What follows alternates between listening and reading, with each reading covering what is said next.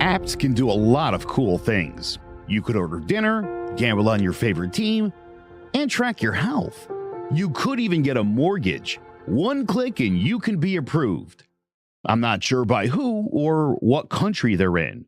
You deserve more from the mortgage industry. At AnyMac Home Mortgage, we believe in the need for live human interaction during a very complex process. The kind of service and guidance which an app simply can't provide. Our customers are more than credit scores and income documents. They're individuals and families who live in and strengthen our communities. Their story is our story, and that story begins at a home. Chris Sawyer is an expert on providing superior customer service and in meeting the mortgage needs of current and future homebuyers. With over 18 years of experience in the industry, Chris is able to help customers migrate through the home buying and home financing process by using his wealth of knowledge as a well-qualified mortgage professional.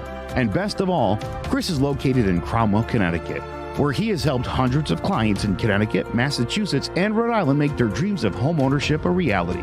Visit chrissawyer.any-mac.com. Email him at csawyer@any-mac.com or give him a call, 860-878-8730. Chris Sawyer, NMLS number 39345, corporate NMLS number 338923. AnyMac Home Mortgage, an equal housing lender. American Neighborhood Mortgage Acceptance Company, LLC. DBA AnyMac Home Mortgage. Lo-Fi Direct. Connecticut First Mortgage Correspondent. License Lender. Broker number ML 338923. Massachusetts Mortgage Lender and Mortgage Broker License number MC 338923. Rhode Island License Lender. License number 2011280L. Call for additional details.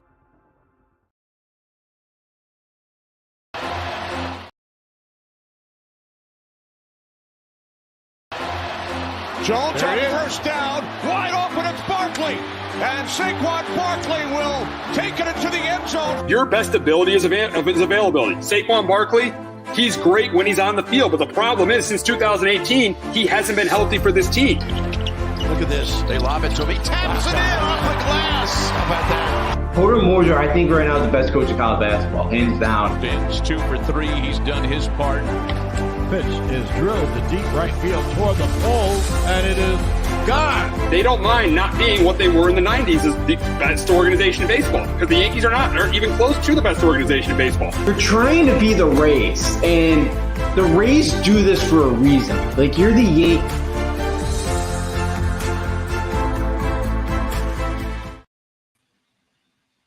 Welcome to Sports Talk with R&J. I'm Steve Risser along with Justin D'Onofrio.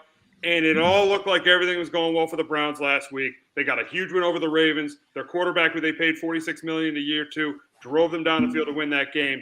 But today, it all went the other way. Deshaun Watson is out for the season with the shoulder fracture. Just really, really sad for him. Really, really sad for the Browns. A team that, with the way their defense was playing, with the way Ford was running the football, with having Amari Cooper, this was a team that we thought could very, very easily compete for the Super Bowl. And now, at this point, with Watson being out for the year, they will be lucky to make the playoffs at this point. Yeah, they will. It's unfortunate for Brown fans. He had Watson played unbelievable in the second half. He was like 14 for 14 during that comeback that they had against the Ravens. And Cleveland's got to be one of the most cursed franchises in all of sports because they finally Sean Watson actually kind of looked better in the second half last week. And for all to come crashing down now, and now it's more than likely going to be PJ Walker to finish off the year. Yeah, it's going to be pretty tough for this team to find a way to make the playoffs. And, finally some promise there in Cleveland, and it just all comes crashing and burning back down for them. Absolutely. And you can get on the contract. Yes, this was not a good trade for the Browns. Let's be honest. It has not been a good trade for the Browns so far. It hasn't been. But as you said, there's a little bit of bad luck in it because they were playing really, really well, and then unfortunately Watson ends up getting hurt, and just really, really unfortunate for that franchise, and just really, really unfortunate for a team that we thought was in that conversation. We thought they were in that conversation with the Chiefs, with the Ravens, with the Dolphins, with the Bengals, the Super Bowl contenders, but now and the Jaguars. But now it definitely does not. It definitely does not look like it with Watson out for the year. No, definitely not. Because with that defense, I don't think there's any team in the AFC that would want to face those guys in January. That defense, it's still going to be unbelievable. Still going to keep winning games, but they're just can't really trust PJ Walker to go out there and be able to score enough points probably. And, it's a tough division. All 4 teams are over 500. And, yeah, it's going to be tough. It's to be a tough uphill climb. But, yeah, it was definitely a team that kind of felt like, they could make a run in the playoffs with that defense. And now, yeah, it's, with that defense, it's possible. But I don't know how many points you're going to be able to score, in each game. And that's the thing. I mean, it's just with Watson, you definitely can make a run. The way he was playing recently, the 2 games before he got hurt, the way he was playing, you definitely can make a run. Now with PJ Walker, yeah, you can win games, but it's going to be very, very, very hard to win a championship with PJ Walker as your starting quarterback. So it's just going to be really, really hard for this Browns team. But the big question here is can the Browns get with the defense they have? Can the Browns get to the playoffs with Deshaun Watson? And I do think it's going to be close. I still think this is a 9-win football team. If you look at their schedule, look at their schedule going forward, they got this week got the Steelers, and they go to Denver. They got the Rams. So these are all winnable games, even without Deshaun Watson. Then they host Jacksonville. That's going to be a tough one. They play Chicago. That's winnable. Houston, even though C.J. Stroud's played well, that's winnable. They got the Jets. Obviously, that's definitely winnable. And the Bengals at the end. So it's very, very possible for this team to make the playoffs, but I don't think they do. I just think the AFC is too deep. I think the 3 playoff teams now that are going to come out of there are, I think it's going to be Pittsburgh. I think it's going to be Pittsburgh. I think it's going to be Cincinnati. And I got to think of that last one, but Texans have a really, really good chance. Yeah, Texans have a really good chance to beat. Yeah, I'm thinking Cincy. I'm thinking Cincy, Pittsburgh, and Houston with the way that CJ Stroud is playing. Yeah, with the way Stroud's been playing, it's gonna be tough. Yeah, you're probably gonna have, you're gonna have to get the 9 wins. I'm with you there too. I just think there's too many coin flips. Denver starting to play better. At the Rams is another one. It's like, yeah, you can win. There's a ton of coin flips here that. Again, a couple of them go their way. Yeah, I could see them getting 9-10 wins. I don't know if they're all going to go in Cleveland's direction, though. And maybe that game and even that game at Cincinnati, maybe that's a play-in game. That could very well be. So, yeah, I don't think this is going to be easy. I wouldn't be shocked if the Browns find a way to sneak in and get the 7th, the last wild card spot. But, yeah, I just think it's going to be too tough without Deshaun Watson. And, yeah, that defense could carry them, but I don't know for how long. It's not a bad schedule, but there's just a ton of toss-ups, and usually, it's tough to win all of those. And I think that's what's going to hurt the Browns there. Absolutely. I mean, the saving grace for the Browns is how bad the Bills are playing. The Bills have looked absolutely terrible with Josh Allen. So, and the way they've been turning the ball over, but we'll get to them. But yeah, that's that kind of a saving grace for them. But yeah, I think it's going to be – that Houston game too. That Houston game is going to be a big – ironically, that Houston game is going to be a big, big game for them as well. So, yeah, I wouldn't be shocked because of the way this defense is playing. Yeah, they beat the 49ers. Let's be honest. They beat the 49ers without Deshaun Watson. So that shows you how good this defense is that they beat a team like Sanford. They beat a team that I think is going to go to the Super Bowl without Deshaun Watson. But as we saw the next week, PJ Walker threw a terrible, or two weeks later, we saw PJ Walker throw a terrible interception to cost them a game against Seattle. So yeah, I think it's going to be close for the Browns, but I don't think they're a playoff team. Yeah, I'm with you. I think they'll get right there. I think they'll go down now to week 17, week 18. But yeah, I don't think it's gonna be enough. And yeah, Walker, he's been okay, and he's only got 1 touchdown, 5 receptions on the year. He hasn't been great. So yeah, I think it's to be a struggle there for Cleveland to try to find a way to get in there. And Walker played well against the Niners. They did win that game. They a couple calls went their way late in that one. But yeah, so it's possible, but yeah, it's just going to be, unfortunately for him, it should be too tough of a hill to climb here. Oh, absolutely. So now we got to get to another matchup in the AFC North and a huge game tomorrow night between the Bengals and the Ravens. Both teams are coming in really banged up into this game. There's a chance that Trey Hendrickson, T. Higgins, and Sam Hubbard aren't going to play for the Bengals, and there's a chance that Ronnie Stanley and Merlin Humphrey aren't going to play for the Ravens. So both teams are coming really, really banged up. Both teams are going off tough losses last week. The Ravens to the Browns in the last play of the game. And same thing, both teams lost on game-winning field goals last week. The Bengals lost to the Texans on a game-winning field goal. So I think this is going to be a really close competitive game. I think the Ravens will be able to run the ball well, but I also think Joe Burrow is going to play really well in this game. I think Joe Burrow is going to have, even though he doesn't have T. Higgins, I think he's going to have a really big game. He's going to get the ball to Tyler Boyd. He's going to get the ball to Jamar Chase. I think he's going to have a really good game too. I think this game comes right down to the end, comes right down to the finish with the ball in Joe Burrow's hands. And I got Joe Burrow winning the game with the ball in his hands. I think Joe Burrow wins this game at the end. That's why I'm going with the upset here. I got the Bengals winning tomorrow night in Baltimore, 27-24, and getting closer to getting into first place in the AFC North. But Justin, can the Ravens bounce back from last week and take control of the division? I do. I think the Ravens get this one 27-21. Yeah, you mentioned kind of all the injuries in this one, and I think Bengals, they had a nice deal. They got they came back the other day, couldn't finish it off. But I think with the Ravens, they played a really good first half. They kind of struggled there at the end, and found a couple ways to lose that football game. Lamar Jackson, like the one big thing with him has been like kind of the fourth quarter turnovers, in like one score games, and if he can kind of get rid of those, that I think they'll find a way to win, especially at home this week. I think it's tough to go on the road Thursday night, especially the way the Bengals lost. I think Lamar Jackson makes enough plays in this one. I think they run the ball well enough with Gus Edwards and Keenan Mitchell. And I think the Ravens are the ones that kind of find a way to fight back this week and bounce back and get a win here Thursday night. It should be a great one between these two teams. And you brought up Lamar Jackson and his bad fourth quarter turnovers. Those were a problem last year. Remember, he did that against the Giants, and that cost them a game. The Ravens, they've had problems holding fourth quarter leads. That's been their big Achilles heel over the last 2 years. But the big question is going into this matchup, and it is about the quarterbacks. If you're starting a team today, what quarterback are you taking? Are you taking Lamar Jackson or are you taking Joe Burrow? I'm taking Joe Burrow because Joe Burrow has gotten with a worse organization and a worse coach, has gotten to a Super Bowl and has gotten to a conference championship game.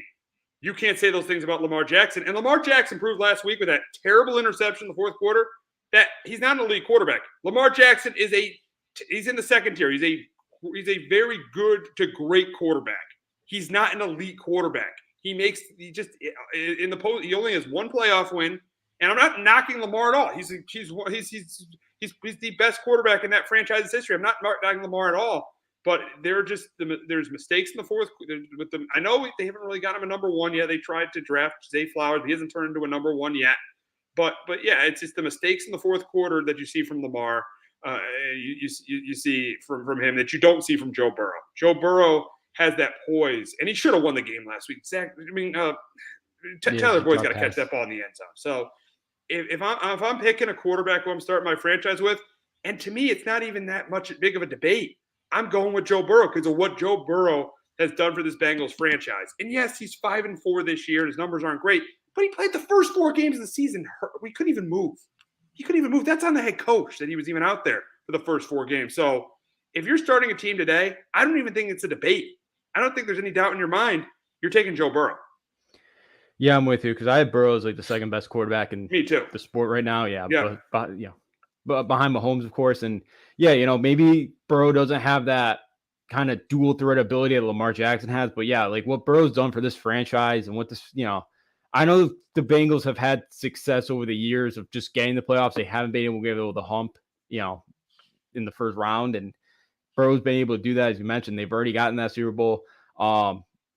He's just such a great passer. And yeah, you saw like the beginning of the year, this team was lost when he was hurt. And yeah, he probably shouldn't have been out there. But yeah, since he's gotten healthy, you've seen the difference that he's made. And yeah, the difference that he made right away with this Bengals team. Because yeah, like Zach Taylor before having Joe Burrow was, he was awful. He was one of the worst coaches in the sport. And yeah, now that after he got Joe Burrow, yeah, this franchise has been in a much better position.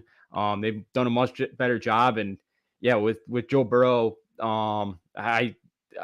his arm talent, I think it's better. Again, he's got really good weapons around him. But yeah, I gotta take Joe Burrow over Jackson. Again, Jackson's a really talented quarterback. But yeah, it's kind of the turnovers, kind of the mistakes there that he's made. And look, he's a guy that maybe one day he'll be able to kind of win a Super Bowl, be able to get there. I wouldn't be surprised. That dual threat kind of ability is great to have. But yeah, I got to take Burrow over Lamar. I just noticed this. We actually glanced over the Steelers-Browns matchup this week. So we're actually going to circle back to the Steelers-Browns matchup this week. So Steelers and Browns, we'll just quickly, before we get to the Super Bowl rematch, we'll just glance over Steelers-Browns. Steelers-Browns this week in Pittsburgh. I think for this game, I think that it's a game where it's close, it's competitive, but the Pittsburgh Steelers are going to do what they're going to do. They're going to have their quarterback manage the game, and their defense win it at the end. And that's why I got the Fighting Mike Tomlins. I got them winning another one. I got them beating the Browns 20-16. But Justin, can the Browns defense carry them to a 7-3 start? No, I get the Steelers as well, 16-13. The Steelers just kind of find ways to win the games. And I think it's just kind of the same thing this week. The Browns moved the ball on the Monday night game against Steelers, back earlier in the season.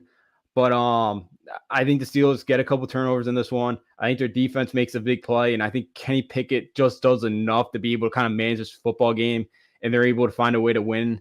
That's kind of what the Steelers have done all year. They're think minus 26 in the point differential right now, and they're 6-3, and they still have not. Their offense still has not outgained their opponent yet this year. So they just find ways to win every week. So I'm going with the Steelers. All righty, so we got a comment from Hector. Good thing we came back to this game. Good thing we did. Yeah. Who would your pick have been different if Watson was playing? Absolutely. Yeah. And listen, we know for sure it would have been different. Funny thing is, yesterday we were doing the picks. And I had the Browns winning. Justin had the Browns winning the game. Absolutely, the pick would be different if Watson was playing, because the way Deshaun Watson was playing the last 2 weeks, you trusted him a hell of a lot more than you trusted P.J. Walker. My problem is, if this team's behind late in the fourth quarter, if it's P.J. Walker against the Steelers defense, I'm taking this Steelers defense to make a play any day of the week.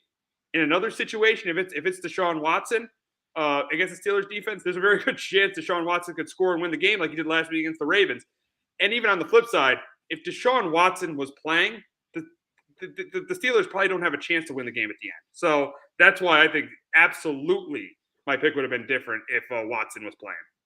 Yeah, mine was as well. I had the Browns earlier winning this one as well. Yeah, because the way Watson was playing, I know he struggled against the Steelers the first time, but yeah, he kind of, finally kind of looked like Watson was starting to kind of turn the corner there, starting to kind of figure things out. And yeah, like it just kind of feels like, stuff, seems like every kind of 50-50 ball has been going the Steelers' way. It just seems like every little thing has been in favor of the Steelers. And yeah, it kind of felt like maybe this week the Browns would have been able to kind of turn that around. And yeah, now with PJ Walker, I think that offense is really going to struggle. And I think the Steelers are going to make sure he has a long day.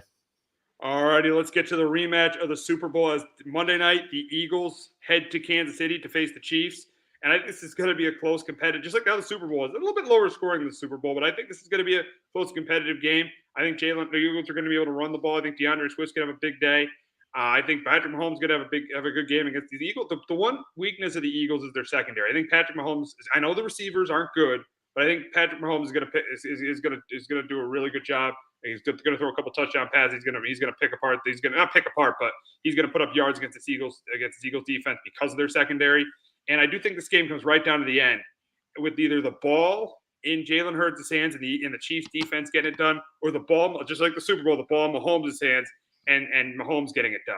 So I got the Chiefs beating the Eagles 28-24. But Justin, we know how brutal of a loss this was for the Eagles last year in the Super Bowl.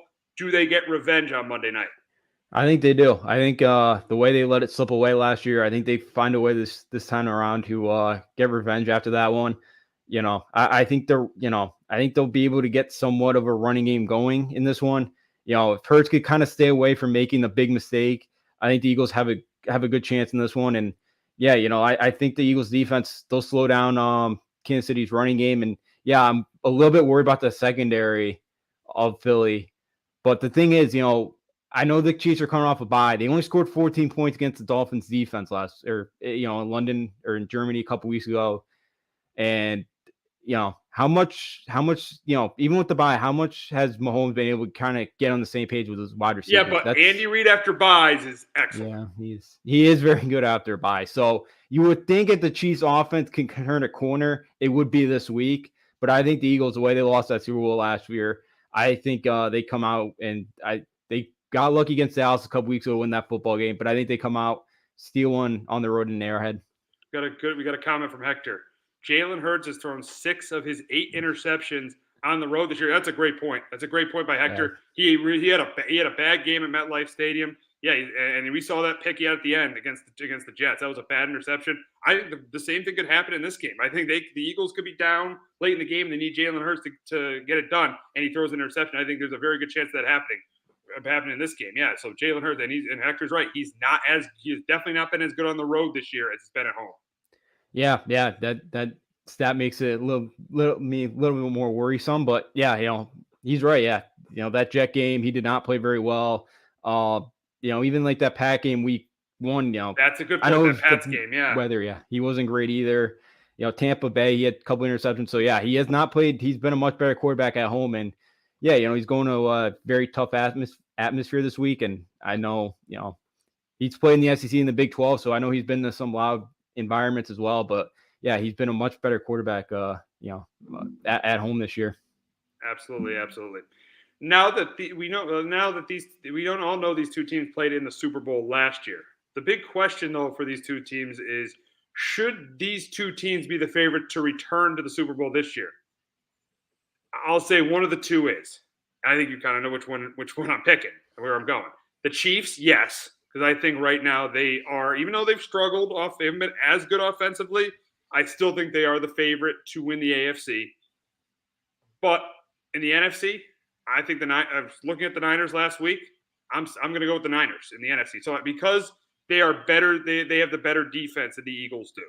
So I know Jalen Hurts is definitely a better quarterback than Brock Purdy, but I like the Niners roster a little bit better than the Eagles because I don't think the Eagles are as good on defense as the Niners are. So I'd say the Chiefs, yes, Eagles, no. So I got one of these teams should be the favorite. The other one, no. I got the winner of last year's Super Bowl returning, not the loser. Yeah, for me, I got the Niners going in there as well. I really love the way that defense plays. And it's like, as long as Purdy doesn't turn the football over, I think that team's going to be okay. Their defense was awesome last week. They figured it out offensively. And I know we talked kind of last week about the front run in the AFC, and I had the Ravens, and I know last week was not great. I'll still take the Ravens this week. I know I'm still a little bit worried about this team after the way they played last week, but I still think with their offense, I think they're starting to kind of, I still think that offense, as long as Lamar does not turn the football over, I think that offense would be tough to stop. And I know right now the Chiefs have home field advantage, but I just worry if like the Ravens find a way, or even Jacksonville find a way to get a 1 seed. The Chiefs have, Mahomes never played on the road in the playoffs yet. Like, we have not seen that yet. So, for now, I'll take the Ravens, but it's very, very close with the Chiefs. I got to see it from the Chiefs offense before I really start kind of before I kind of put them over the Ravens right now. I know they've done it multiple times, but I'm so worried about that offense still. There's 3 reasons I can't take the Ravens over the Chiefs. Number one, their defense, it's a really good defense. They can't make the big stop late. This happened against the Colts earlier in the year. It happened against the Steelers in week 5. And then last week, the Ravens can't make the big stop late. And number 2, they still don't have a true number 1. Don't have a true number 1 receiver. So that's another reason why I can't take him. And number 3, Mahomes is on a different level than Lamar is. Mahomes is clearly a better quarterback than Lamar. So those are my 3. I think the Ravens, yes, they have a good chance to make the Super Bowl, but I'm still going with the Chiefs as the favorite. Yeah, I can see why. Yeah, the Chiefs done it multiple times. Yeah, trying to figure out the Ravens number 1. Like, Zay Flowers has had his moments this year where it looks like he can kind of be the guy, just hasn't been consistent enough. Like, even like Bateman's another guy they drafted, a couple years ago and just hasn't been able to, fully figure out either yet. He's been another one. I just, like that Steeler game, like they should have put up 40 points against the Steelers. Like, they had the turnover, late in that game. They had so many drop passes that game, like that game shouldn't have even gone down to that moment. Yes, they probably should have made the stop late in that game. Same thing like the Colts, just kind of a couple things didn't go their way. Like, the Ravens could still be undefeated if a couple of things bounce their way. I know you could say that about a lot of things. But yeah, that defense is good. I know at times they cannot get the big stop, but I think this, I really like the way this offense has been clicking. And like outside of the Chiefs this year, it's like, yeah, they got Travis Kelce and Patrick Mahomes still. I know Rice has kind of had his moments this year, but it's like, who else is gonna make a step up and make a big play when they need it? And because it's like they showed to move the ball. And I know the Broncos defense is getting better, but they showed to kind of figure it out, especially last time in Denver. I know Mahomes was sick, and even the first time they kicked like 3-4 field goals. So for me, it's like you got to score touchdowns in January. Absolutely. Absolutely. I trust Mahomes more than I trust Lamar in January. And I just don't think that the Ravens defense is good, but is it that much better than the Chiefs and their skill guys? I think it's pretty much, maybe the Ravens are a little bit better, but I don't think it's that much better than the Chiefs either. And obviously the Chiefs have the better quarterback. So it's close, but I would just go with the Chiefs. I would still go with the Chiefs. Chiefs and Niners are my two teams. They were my two teams in the preseason to go to the Super Bowl, and they're still my two teams to go to the Super Bowl right now.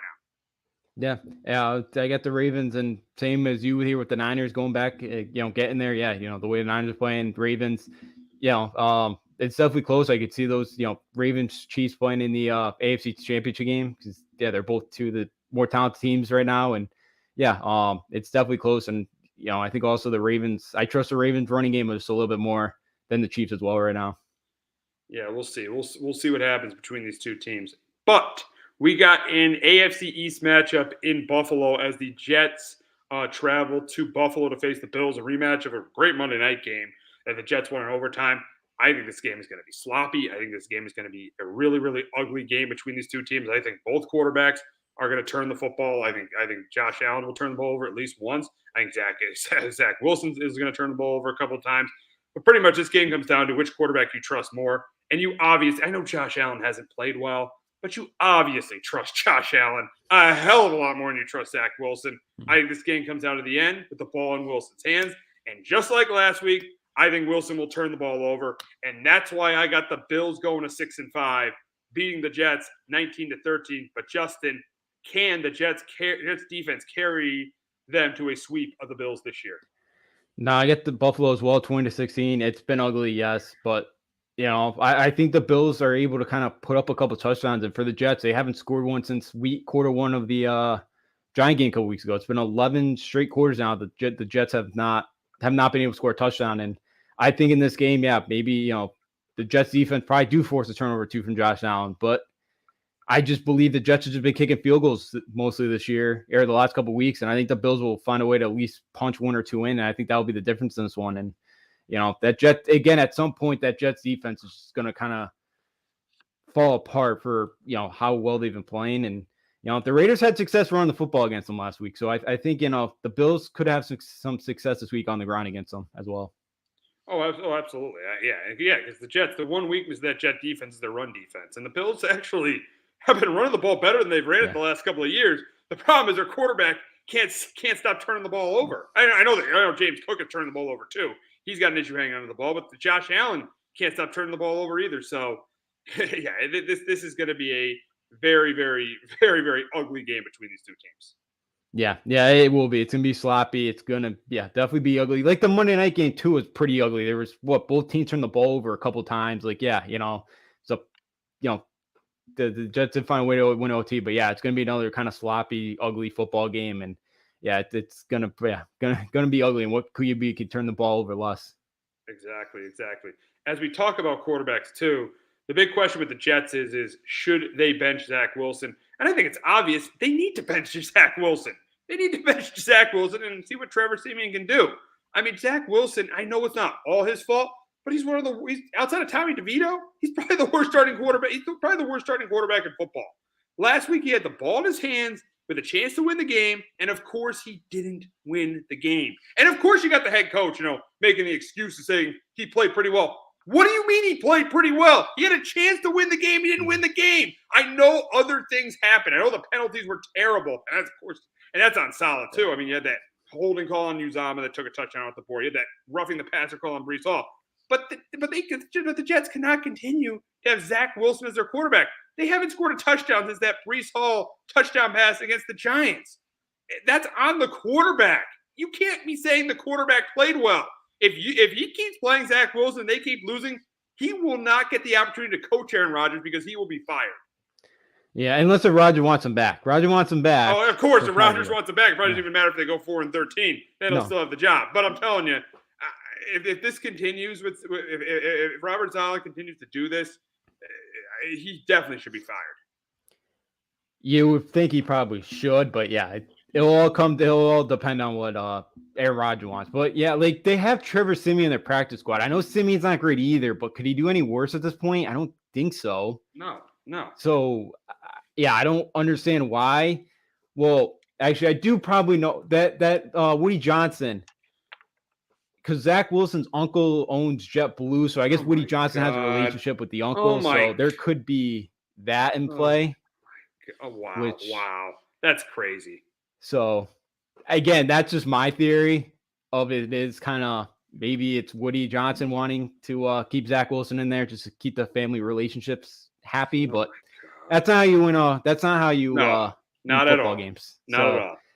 Yeah, he probably should be benched for Trevor Siemian because even like Garrett Wilson last week was like, yeah, I'm kind of sick of it, like of the way the offense has been. So, I know Lazard hasn't stepped up. I know, like, CJ Uzama hasn't been great. Like, I know the O-line has not been great either. Like, it's been horrific. But at some point, you just got to try and just see what can happen. Because, I know they lost confidence in Zach Wilson last year. Maybe they fully haven't lost it yet in them this year, but it's got to be getting close. Oh, it's got to get. It has to be getting very, very close. You see the frustration of Garrett Wilson. You see the frustration of the defense. I don't know how they can keep trotting this guy out there every week and thinking he gives them the best chance to win. He doesn't. He's terrible. He's awful.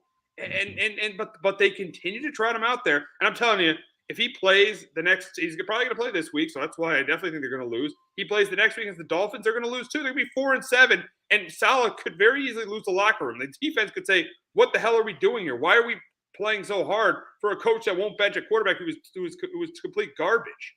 Yeah, absolutely. Because they won Mike White last year, and then they went with what's his name, Chris Stryver too for a game I think last year as well. I think for the second half of the game because Wilson was so pathetic. Okay.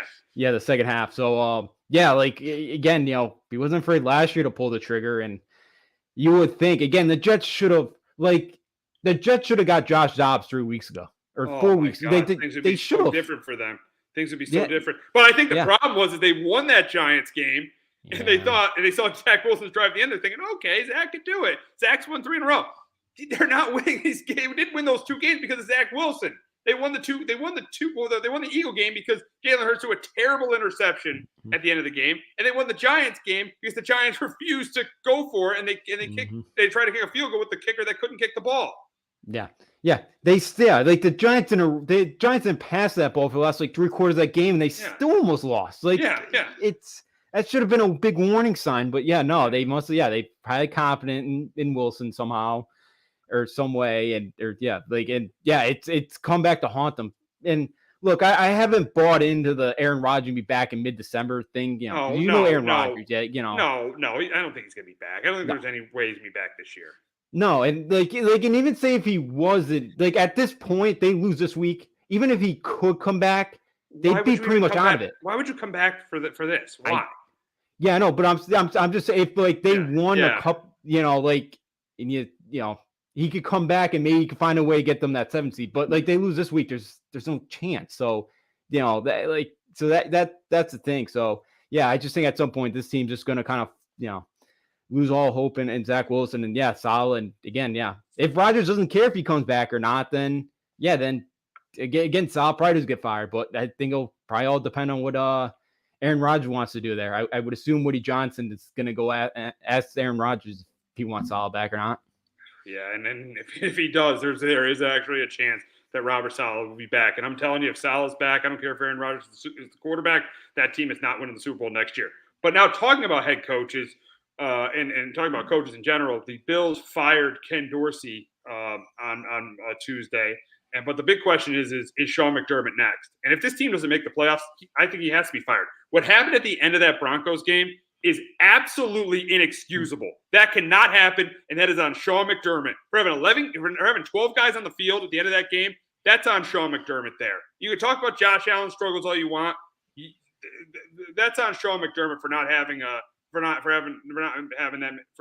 12 guys in the field. And I know he's done a pretty good job in Buffalo. I know he's cleaned up the mess. But the problem is he has not been able to take this team to the next level. So if this team misses the playoffs, which there's a very good chance they will, because they still got to go to Philly. They still got to go to Kansas City. They still got to go to Miami. That could very easily be 3 losses right there. They still got to play Dallas. This team could finish under 500. This team could finish 8-9 with having a quarterback as talented as Josh Allen. I know Josh Allen hasn't played well this year, but if you can't make the playoffs with Josh Allen, you should lose your job. You should lose your job. That's why if they don't make the playoffs, Sean McDermott needs to be fired. Oh, absolutely. Yeah, because the 12 man in the field is ridiculous. Even like the last 2 calls there on with the all-out blitzes or the zero blitz. Like, what are we doing there? Like you've probably fired the wrong guy. Because even like say the Broncos don't go down there and get that field goal, Dorsey's probably still the OC today. Exactly. Exactly. Why would you fire a coach on something that wasn't his fault? I know the offense has been bad and he's responsible, but yeah, why would you fire a coach for something that's not his fault? It's your fault that you had 12 guys on the field. Yeah, it is. So and that's McDermott probably kind of trying to throw something in the fire here, saying here you go, here you go, fans, and trying to keep his job because he probably knows that his is next if things don't change here very soon. And I like Joe Brady. We'll see what Joe Brady could do here. And I guess and the thing about Allen is what happened to him kind of being more of like a mobile guy? Like he doesn't really run a lot either anymore. Like, is that something they'll put back in the game plan this week? Or, that'd be something that'd be interesting in seeing. And then with Allen too, since he entered the league in 2018, he's got the most turnovers in the sport since then. Like he's, again, he'll make the big flashy play, but at times too, he'll make that big risk. And that's been the problem with him. And, and too often than not, it's been kind of costing him. And that's been the issue this year. And, offensively, they have not been kind of great, but I wouldn't put it all on Ken Dorsey like this. I know the defense with all the injuries is hurt, but with the schedule coming up, man, it's, you don't win this week. You're maybe not, Oh, they don't win this week, they're done. They don't win this week, they are done. They are not making the playoffs. If they can't beat Zach Wilson on their home field, they're done. They are done if they don't win this week. Yeah, absolutely. They will be. And that fan base, I would assume too, they get down early this week. That fan base is gonna turn to some booze this week because they were doing it during the Monday night game. You're right. So fans, I understand the fans cannot be happy because I know I've been saying the last couple of weeks that door has been closing, and I may be getting that thing may be all the way shut by now because it's been a very disappointing year in Buffalo. Yeah, to me, the Super Bowl window is closed with Sean McDermott as the head coach. If they, I think right now it's closed with McDermott as the head coach. If they get a new head coach, it's back open because I feel like they get an offensive-minded guy that could, work with Josh Allen, just like Brian Daboll when he came as the OC. If they get an offensive-minded guy who could have a better relationship. I think the relationship's great between McDermott and Allen. If they can get an offensive-minded guy who could have a really good relationship with Josh Allen, I think their Super Bowl window will definitely open again. Yeah, I could see. Yeah, new head coach. Diggs isn't happy. Like that's the thing. Can you keep Diggs in Buffalo? If you can do that, then yes, I think this team still has got a really good chance. Hector's comment here. No fans are happy. All around. Yep, Jets. He's 100% right about that. Jets, Giants, and Bills. Yeah. No fans in New York are happy about that.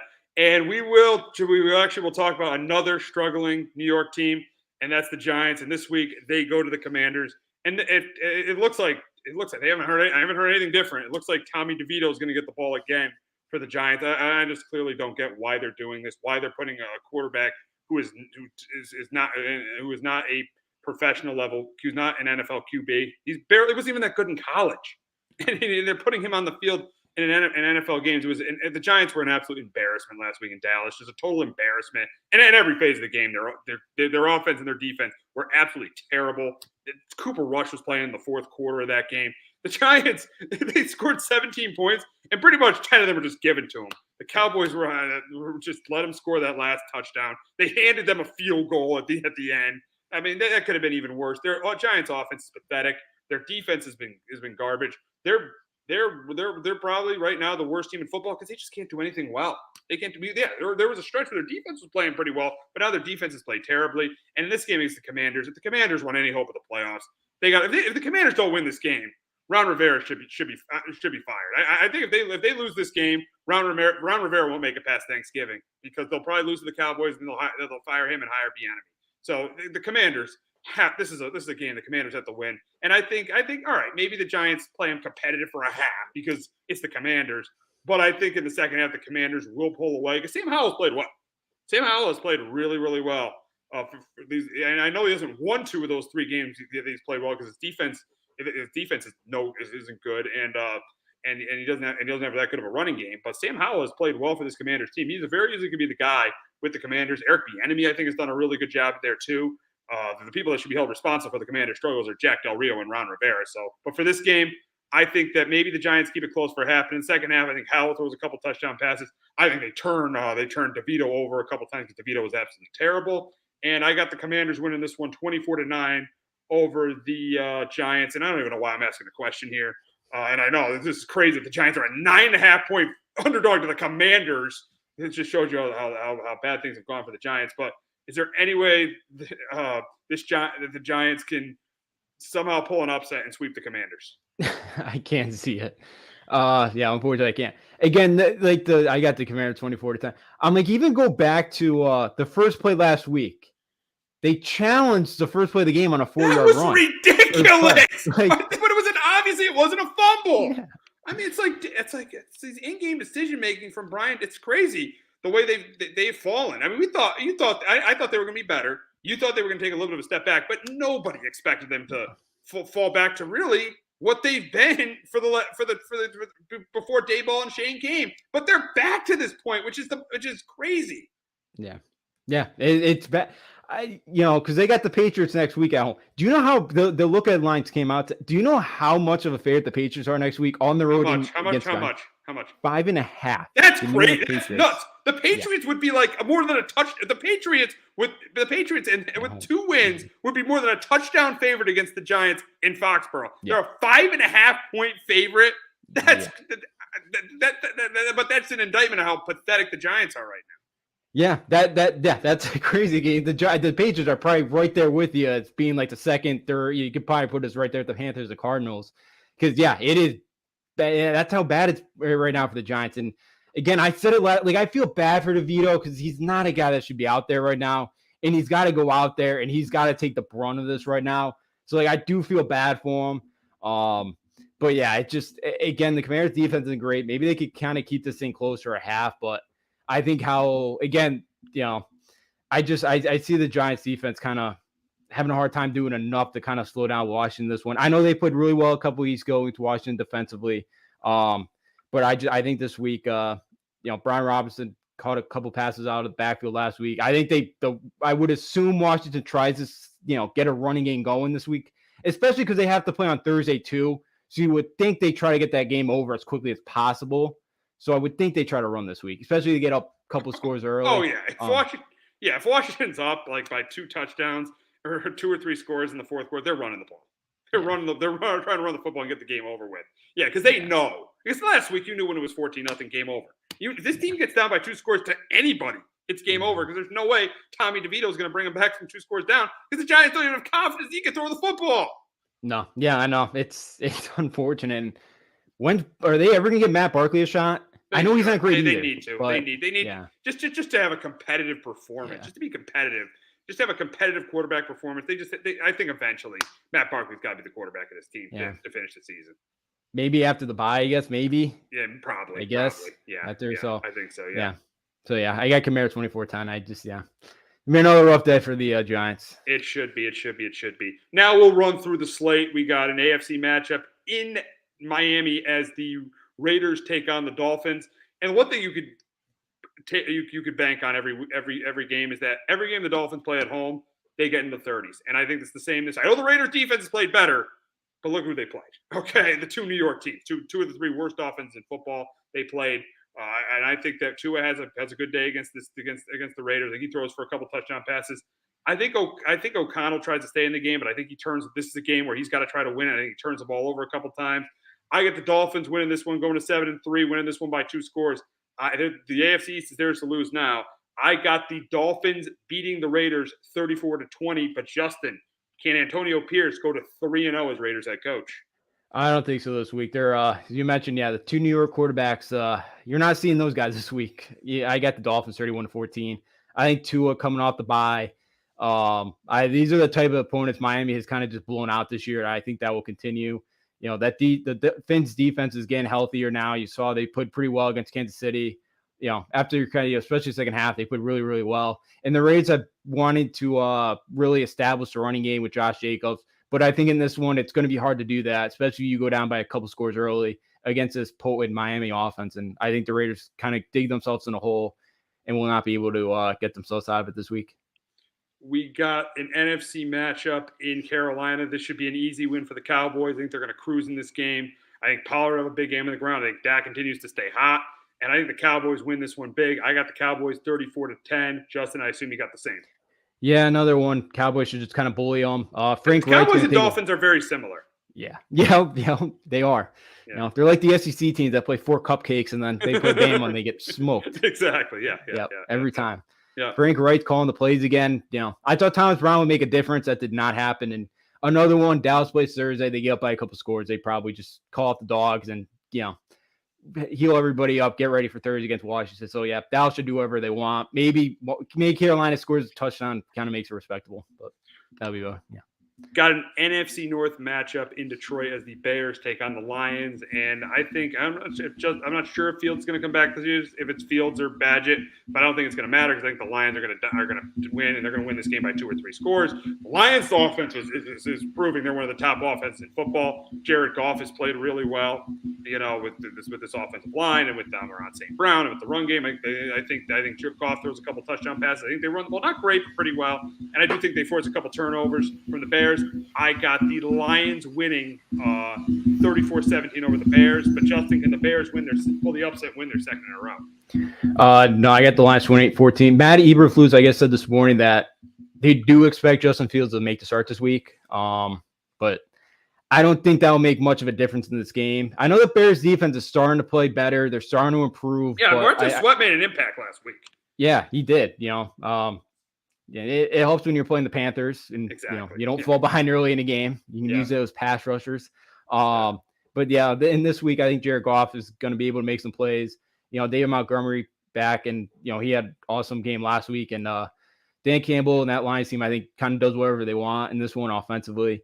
And I think they won by 2 scores. In a big kind of stretch here, Fields goes, big 7 weeks to kind of prove that he could be the guy in Chicago, or they're probably going a different direction. Yeah, he's gone. If he doesn't prove it these next 7 games, he is gone because they are taking Caleb Williams. If they have the number 1 pick, they are definitely taking Caleb Williams with that pick.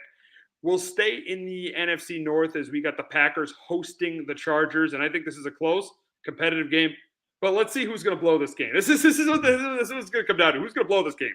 Brandon Staley or Jordan Love? And the quarterback has a little bit more impact than the coach in a game. So I think this game is close. Late with the ball in Jordan Love's hands, and Jordan Love doesn't get it done late in the game. That's why I got the Chargers going to 5-5. I got the Packers going to 3-7.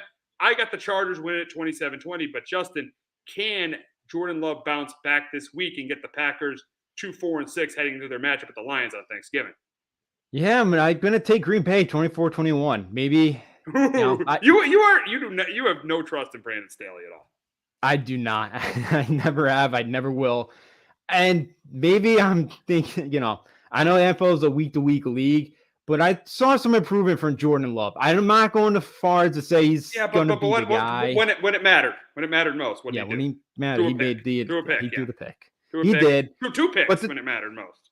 Yeah, but the Chargers can't stop anybody. So I'll take. They're okay against the run. The good offense they okay, can't stop. I'll give you that. They're okay against the run. They and that was the big reason why Love played well last week, is the Packers ran the ball pretty well.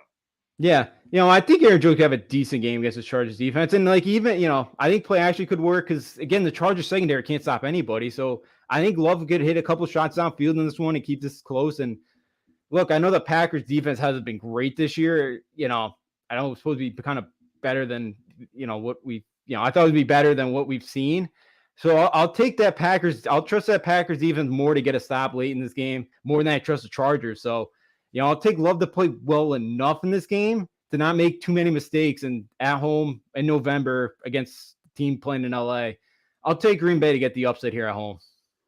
We got an AFC South matchup in Jacksonville as the Titans take on the Jags. And I think the Jags bounce back this week. I think that Etienne does a good job on the ground. I think Lawrence throws a couple touchdowns. And I think the Jags defense does a really good job forcing turnovers, forces a couple turnovers from Will Levis. Will Levis has definitely shown his youth. He definitely showed his youth last week. I think he continues to show his youth this week. Right now, the Titans are a bad team, breaking in a young quarterback. I got the Jags winning this one 27-16 over the Titans. But, Justin, can Vrabel and Levis hand the Jags their second straight loss? No, I think they'll keep it close, but I got the Jags 21-16. I do think, Jacksonville bounces back. The Jags have been really good against their top five and stopping the run this year. So I don't think Henry's going to be able to have a great day. Will Levis will probably make a couple of mistakes in this one. He's not afraid. He's not afraid to take shots, especially down the field. Maybe he could hit a couple. DeAndre Hopkins could kind of, be huge for him in this game. But I do think Jacksonville plays better this week, and I do think Lawrence got it. Yeah, I think he protects the football a little bit better, and Jacksonville at home finds a way to not beat Tennessee. We got the Cardinals traveling to Houston to face the Texans. And in this game, this should be a game where C.J. Stroud plays well again. I think C.J. Stroud's another big game. He throws a couple touchdown passes. I think the Texans run the ball pretty well. I do think Kyler Murray plays well, but I do think he turns it over once or twice. And that's why I got the Texans winning this. The Texans are playing great football. C.J. Stroud is playing outstanding. I got the Texans going to 6-4. I got them beating the Cardinals 31-20. But Justin, can Kyler Murray go to 2-0 as the Cards starting QB this year? I don't think so. I got the Texans 27-21. I don't know how this Texans team lost to Carolina. Like I don't know how. That could come back to haunt them.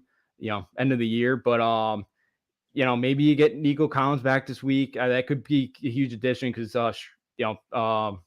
Stroud's that's been his big target. But I thought Kyler Murray looked pretty good last week. I think he looked healthy.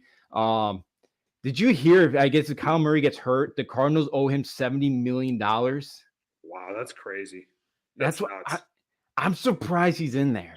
Yeah, I know. If that, especially you can get rid of him, but I guess they want to trade him. You use him as a trade chip and to show, hey, he's healthy, he looks good. But Arizona trying to figure out ways not to tank now and try, but hey, credit to the players.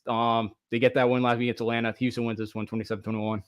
Yeah, the big question is right now with the Texans is, should C.J. Stroud be the MVP? That's should he be in the MVP conversation right now? As we look at the odds for MVP, it's Mahomes, Hurts, and Lamar, and Tua are the top four. The big question is, should C.J. Stroud be in the MVP conversation? I think he's obviously rookie of the year. Clearly, he's clearly offensive rookie of the year. I just don't think MVP. He did lose. Let's not forget he did lose to the Panthers, the worst team the worst team in football, and only put up 13 points in that game. So I would say no. I think he. Let me tell you, I think he's obviously the offensive rookie of the year. He has that locked up. That's so obvious right now. But I would say no, even though the Texans have their guy for the next decade in him. Yeah. Oh yeah, absolutely. He's another one. We talk about Burrow and the Bengals and how he's changed that organization. Look how quick he's kind of starting to change this Houston organization.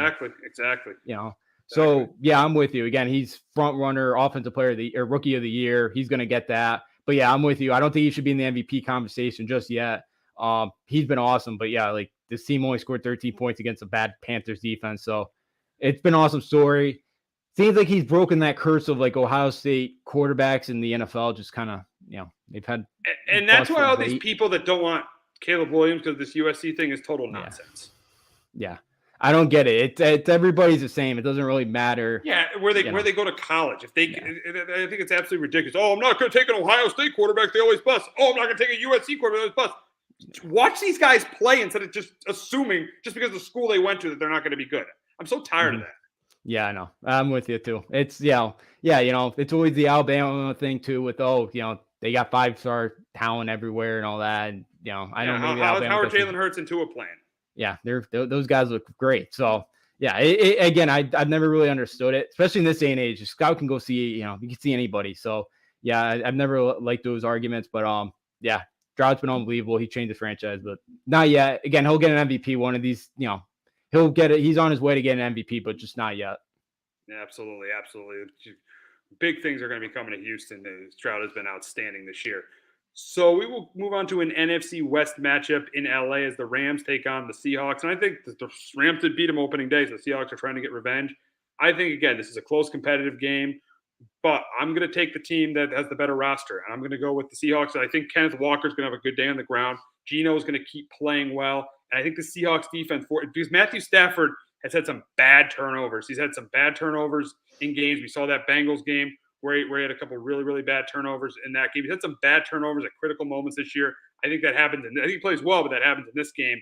That's why I'm going to take the Seahawks in a close one. I got to win it 28-23 over the Rams. But Justin, can Stafford and McVay lead the Rams to a sweep over the Seahawks? No, I got Seattle in this one, 27-23. Thinking that first meeting, the second half, Seattle, everybody got hurt for Seattle, and they just kind of fell apart. The Rams were able to come back and beat them. It sounds like Matthew Stafford to be back, which could be huge, and I think they'll be able to move the football in this game against a poor Seattle defense. And the Rams could get pressure on Gino. That's when he's had his struggles. Like last week, Washington, the pocket was pretty clean for him. He was able to kind of pick Washington apart. If you can get after him, you put pressure on him. I think the Rams have a good chance to win this one, but I think Seattle's offensive line does a good job of kind of keeping them clean enough. And I think the Rams will be able to score points, which is not enough to outscore Seattle.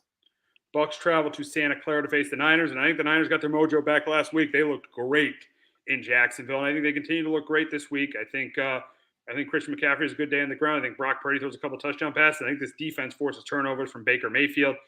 I got the Niners winning this game going away. I got to win it at 30-13. But Justin, Baker hasn't played that poorly this year. Is there any way he could lead a major upset and get this team to 5-5? No, I don't think so. As you mentioned, the Niners right now, they figured things out. They needed that bye, and I got the Niners this one, 23-10. Baker's done a good job protecting the football. His offensive line's done a really good job around him, but I think this week he's going to have a tough time getting anything going. I think he'll probably throw an interception or two. And like Baker usually has problems. Again, a couple of balls will be swatted down at the line of scrimmage in this one. Tampa Bay is not going to be able to get much of a running game going. They're going to be one-dimensional. And I think it's going to be tough for Tampa Bay to get anything going offensively. And Niners should win this thing by at least 2 scores. All right, we'll wrap up talking about the Sunday night game between the Vikings and the Broncos. Both these teams are two of the hottest teams in football. The Broncos, they've won 3 in a row. And the Vikings, they've won 5 in a row, which is crazy. They've won all 5 games that Justin Jefferson has missed, which is crazy.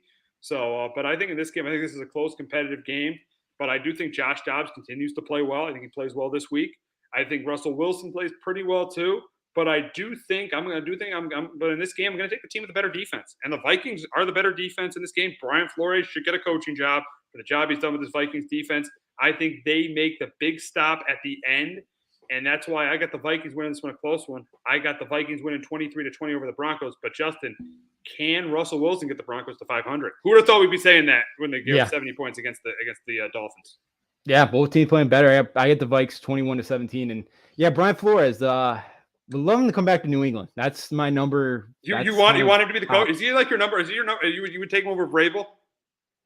They're very close. It's like 1A, 1B. I'm telling you, Ben Johnson. He should have. I mean, I don't know. I don't get how this guy doesn't have a coaching job, to be honest with you. And he was close. It was between him and Dable for the Giants.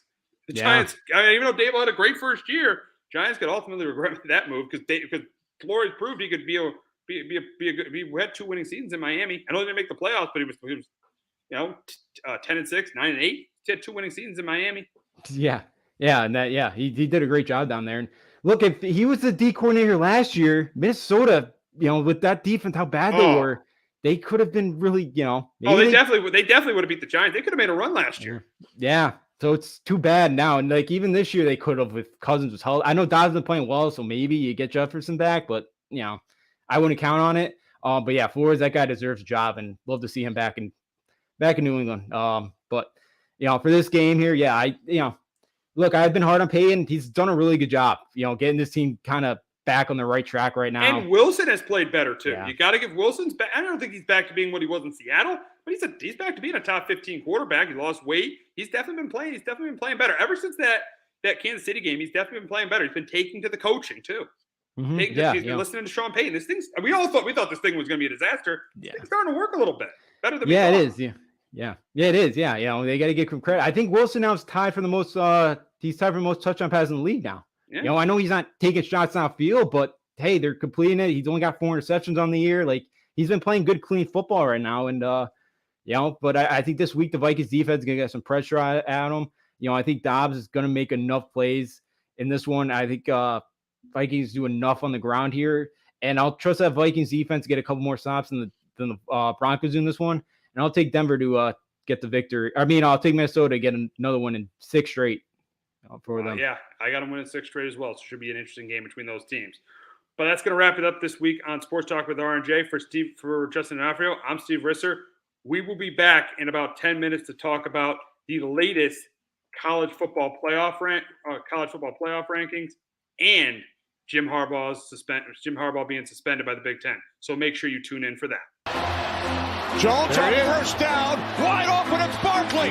And Saquon Barkley will take it into the end zone. Your best ability is availability. Saquon Barkley, he's great when he's on the field, but the problem is since 2018, he hasn't been healthy for this team. Look at this. They lob it to him. He taps it in off the glass. How about that? Porter Moser, I think right now is the best coach of college basketball, hands down. Fins 2 for 3. He's done his part.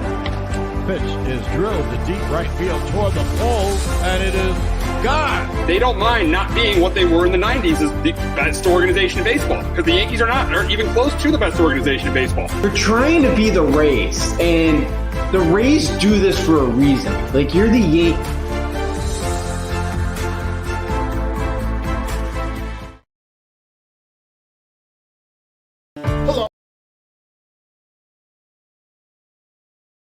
Hello, my name is Joe Aguirre. I'm the president of Clovercrest Media Group. And here at CMG, we have a wide variety of podcasts, including sports shows like Keys to the City, The Roll Call, Throwing Jabs, All 4 Downs, and Jawing About the G-Men. And great true crime shows like Sticky Week, Crimes and Consequences, Ivy League Murders, and Bird, the unsolved murder of David Eichmann.